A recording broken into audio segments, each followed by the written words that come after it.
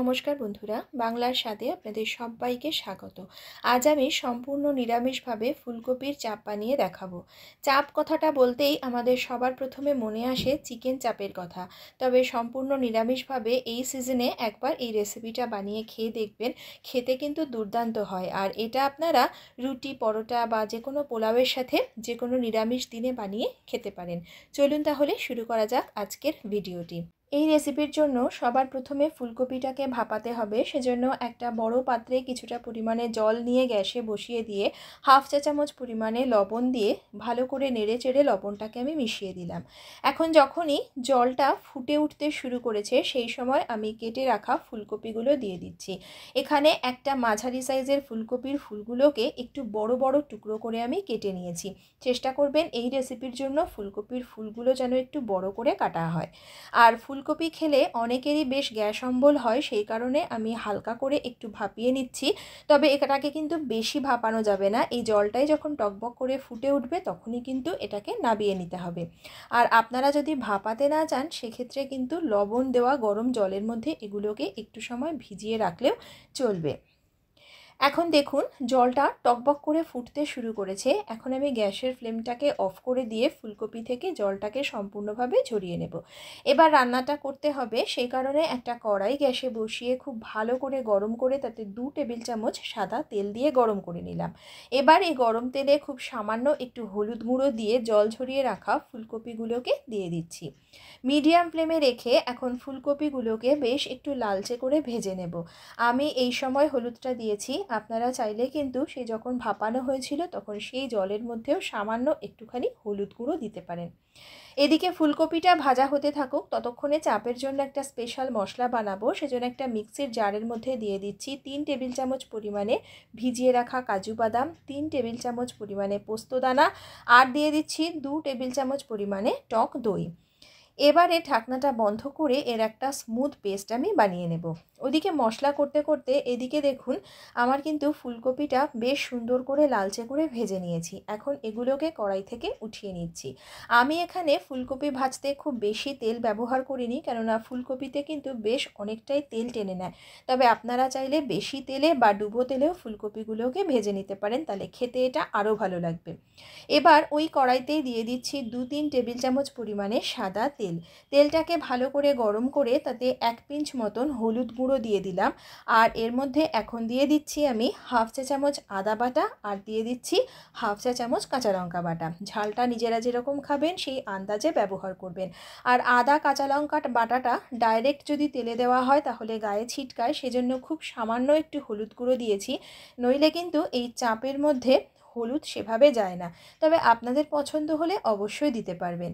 নেড়ে চেড়ে এটাকে একটু ভেজে নিলাম যতক্ষণ না আদার কাঁচা গন্ধটা চলে যায়। এবার এর মধ্যে আমি দিয়ে দিচ্ছি হাফ চা চামচ কাশ্মীরি লঙ্কা গুঁড়ো আর 1/4 চা চামচ জিরে গুঁড়ো। এবার এই জিরে গুঁড়োটাকে তেলের মধ্যে নিয়ে একটু ভেজে নিলাম। এটারও কাঁচা গন্ধ চলে যাওয়ার পরে সেই যে মশলাটাকে বানিয়ে রেখেছিলাম দই, কাজু বাদাম আর পোস্ত দিয়ে, সেই মশলাটাই কিন্তু এর মধ্যে দিয়ে দিলাম। মশলাটা দেওয়ার পর সাথে সাথেই কিন্তু নেড়ে দিতে হবে, না হলে কিন্তু নিচে লেগে যাবে বা দলা পাকিয়ে যাবে। ভালো করে সমস্ত কিছু নেড়ে চেড়ে নিয়ে এবারে মিক্সির জারটা ধুয়ে সামান্য একটুখানি জল আমি এর মধ্যে দিয়ে দিলাম, তাতে করে মিক্সির গায়ে যে মশলাটা লেগে আছে সেটাও কিন্তু নষ্ট হবে না। এখন এই মশলাটাকে খুব ভালো করে কষাতে হবে যতক্ষণ না এখান থেকে তেল ছাড়ছে। এই মশলাটা যদি খুব ভালো করে কষানো না হয় তাহলে কিন্তু এর স্বাদ ভালো হবে না। আর এই সময় কন্টিনিউয়াস নাড়তে থাকতে হবে, তা না হলে যেহেতু কাজু বাদাম দেওয়া আছে এটা কিন্তু নিচে লেগে পুড়ে যাওয়ার একটা ভয় থাকবে। একটু সময় পর দেখাচ্ছি, দেখুন মশলাটা কিন্তু এখন খুব সুন্দরভাবে কষে গেছে, কালারটা চেঞ্জ হয়ে গেছে। আর যে তেলটা ছিল সেটাও কিন্তু সাইড থেকে খুব সুন্দরভাবে রিলিজ করে গেছে।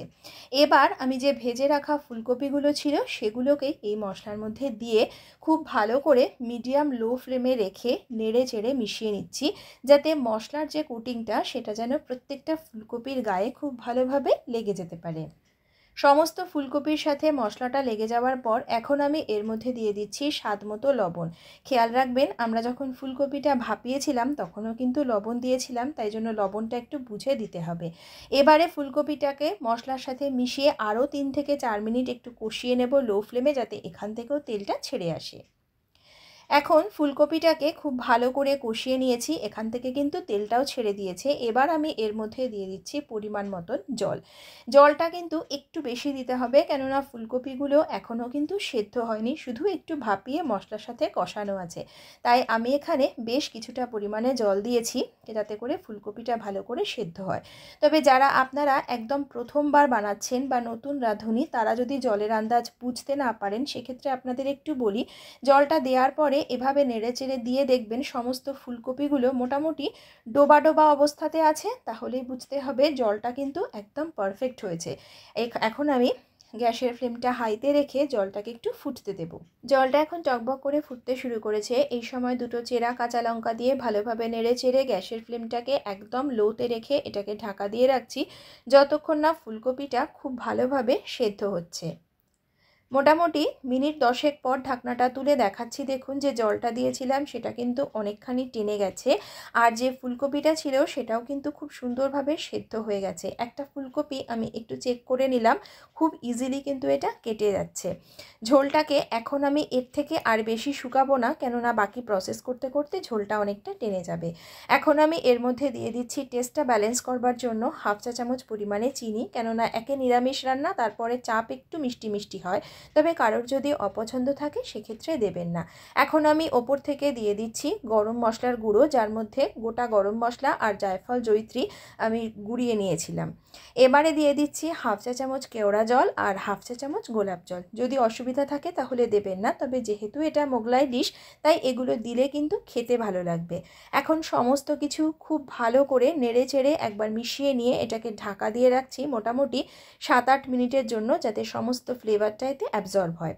7-8 মিনিট পর ঢাকনাটা তুলে নিলাম, দেখুন ঝোলটা কিন্তু আরও কিছুটা টেনে গেছে, আর যেহেতু কাজু বাদাম দেওয়া আছে ঠান্ডা হলে বেশ আরও অনেকখানি টেনে যাবে।